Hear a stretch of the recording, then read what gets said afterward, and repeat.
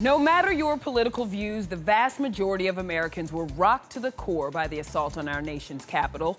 And many famous faces on TV have been expressing their utter dismay.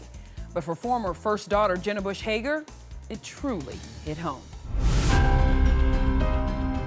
What was so hard, I think, for so many of us who have grieving hearts is these images are not our America.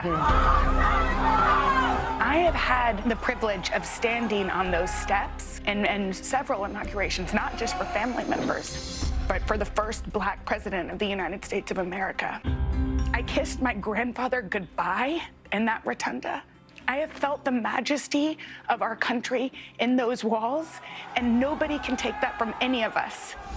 Jenna was emotional, and Meghan McCain outraged with this message for the rioters. You are not patriots. You do not represent America. You are scum of the earth who are using and abusing all that I love and have grown up with for your own sick agenda.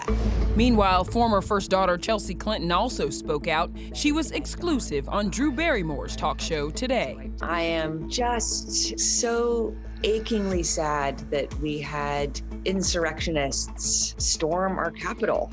That's a great guest to have today. I can only imagine how emotional she was. So I wonder, like, when you as an adult are just sad and heartbroken and you have to figure it out for your kid, what kind of conversations did you have with your kids? I think I feel like this cannot sustain. This is the turning point.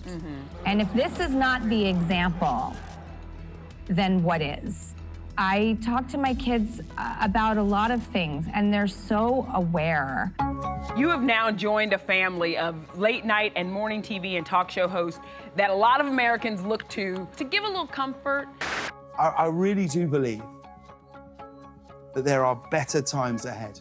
Weirdly, the only respect that was shown was for the velvet ropes. Maybe they should put those around the whole building and they'd stay out. So how did you do that today for your audience? I try really hard to acknowledge reality. So instead of pushing blind optimism, to acknowledge what is happening in the world right now and how we find the hope.